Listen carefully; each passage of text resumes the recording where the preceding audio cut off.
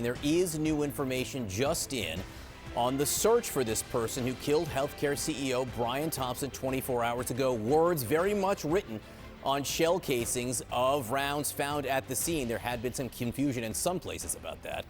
This law enforcement sources tell CNN that two words were found: delay and deposed. Deposed was written on a shell casing from a round that was fired at the victim. Delay was written on a live round not fired but ejected when the shooter appeared to be clearing a jam. There are images of the suspect at Starbucks, also leaving a subway station. Police also have video obtained by the New York Times of him talking on a phone just minutes before the murder.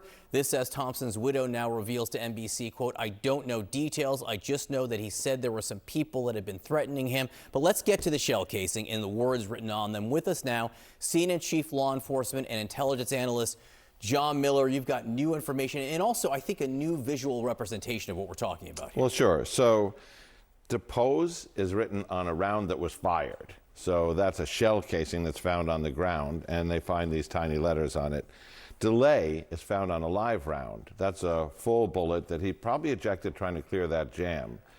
Those are the two words they found, but investigators doing research into what could this mean, delay, depose, found the maxim of deny, delay, depose, variations of the maxim deny, delay, defend, which is actually the name of a book. These are sayings, and you can find them all over the internet and Reddit and other postings about insurance company practices of trying to find ways out of paying on claims that they are disputing. So what they believe is the killer was sending a message. Now this is a 9mm round. This is the shell casing, the silver part, the copper part is the actual bullet. And to write something on something this small, and I mean, John, picture how you would try to do that. Would you take a fine point Sharpie? Would you try to scratch it in? It means someone went to a lot of trouble to try and create this message that would be left at the scene. Now, he's missing the third word. So if this is the maxim he's trying to tell us about, is that bullet still in the magazine, remaining unfired, that left with his getaway? Is it on one of the other shell casings, but it burned off as it was fired and ejected?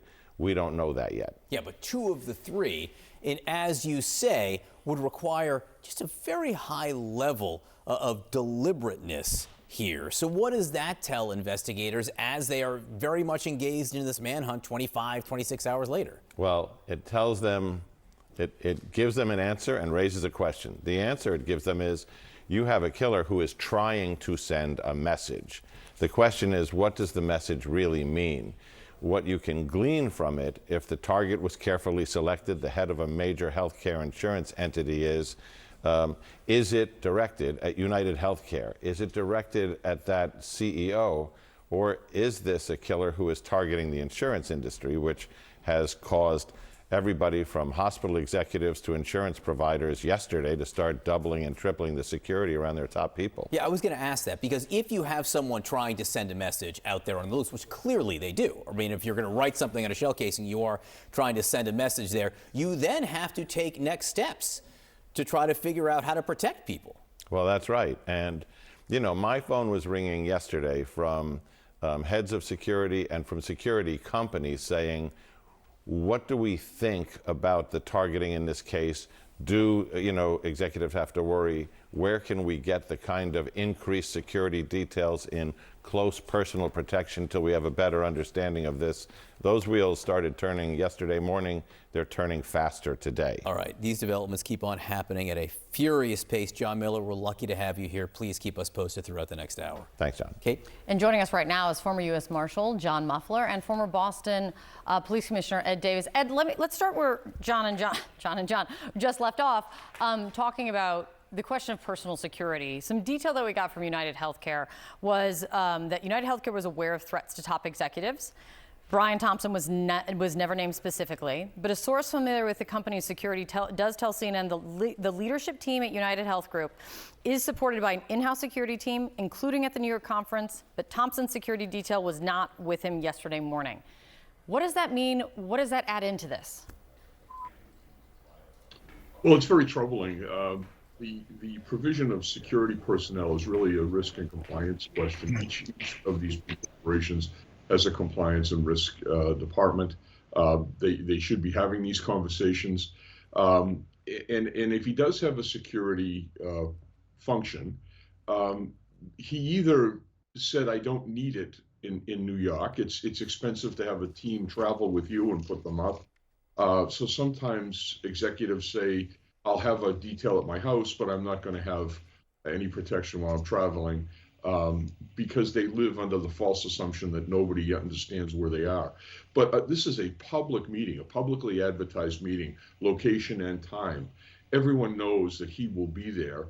It's a very simple equation for someone stalking someone online and doing research to put together that this could be a good place. And notwithstanding the cameras, it's a very easy task to find them and then to do whatever it is that you want to do with them.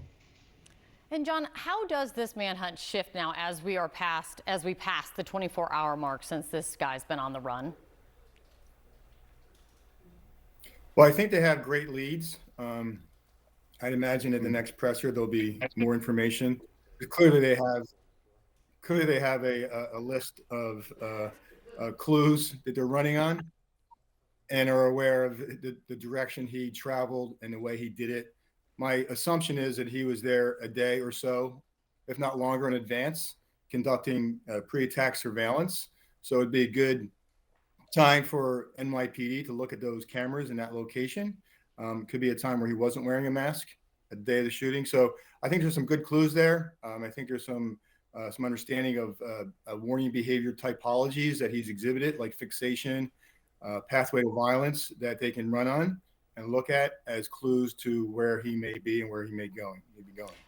I want you both also to weigh in on what John Miller was just reporting about the fact that law enforcement sources tell CNN the two words that were found on shell casings: delay and depose. Depose written on a shell casing from a round that was fired into the victim. Delay written on a live round that was not fired but believed to be ejected when the shooter, he appeared to be clearing a jam. And those words are really all over the internet, from people angry at the healthcare industry. Blogs, articles in various combination, using these words as critical of the healthcare industry. John, what do you do with this? How do you help this try to narrow your search for who you could be looking for?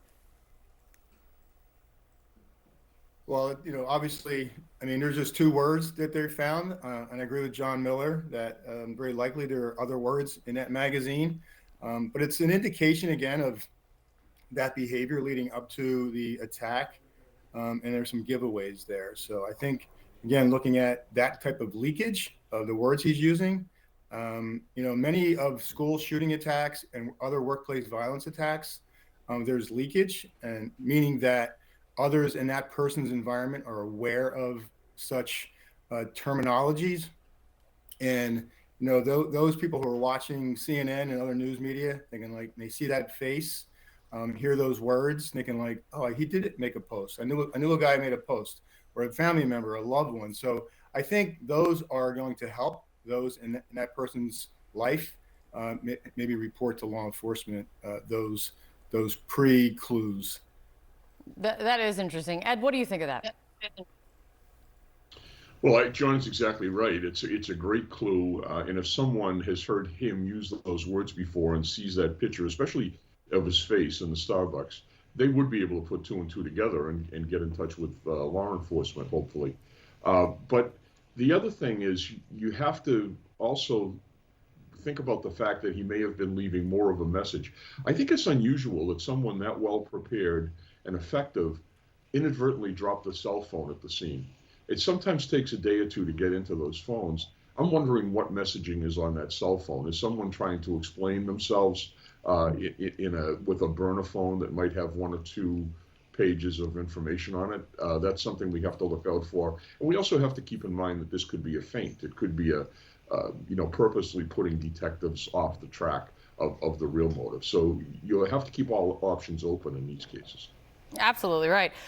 John, do you assume he is no longer in Manhattan, or do you think he's more likely still in Manhattan?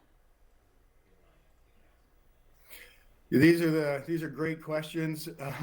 Tracking fugitives, these can last days to months, and so it's really hard to tell at this point. I am very interested in looking at his travel out to Central Park on that bike that was GPS coordinated, and again, he's going to have pre-attack surveillance fingerprints, again indicating where he may be now, that he may be held up somewhere to let this cool down and then try to leave New York City, or maybe he's already exited New York City.